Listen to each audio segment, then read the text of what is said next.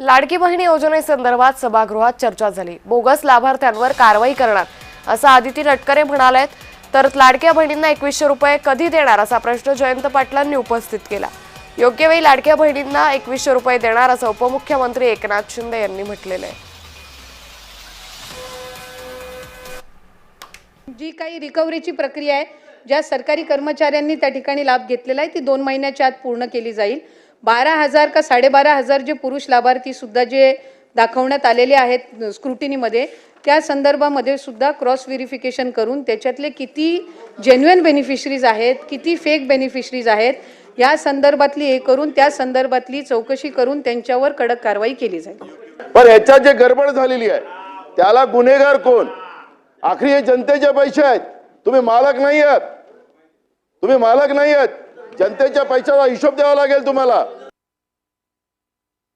याचा अर्थ फ्रॉड झालाय, गडबड झाले, भ्रष्टाचार झालाय, चुका झाल्या, राजकारणाकरता, सगळ्या करता, मतांकरता महाराष्ट्र राज्य लुटण्याचं तुम्ही काम केलं आणि तुम्ही समाधानकारक उत्तर देत नाही, म्हणून आम्ही तुमचा निषेध करतो। लाडकी बहीण योजना तुम्हाला वाटतं कमी होईल, बंद होईल? मी सांगतो तुम्हाला, लाडकी बहीण योजना कधीही बंद होणार नाही। आणि सांगतो तुम्हाला, तुम्ही 2100 रुपये बोलले, योग्य वेळी आम्ही जे जे बोललोय ते सगळं पूर्ण करणार नाना।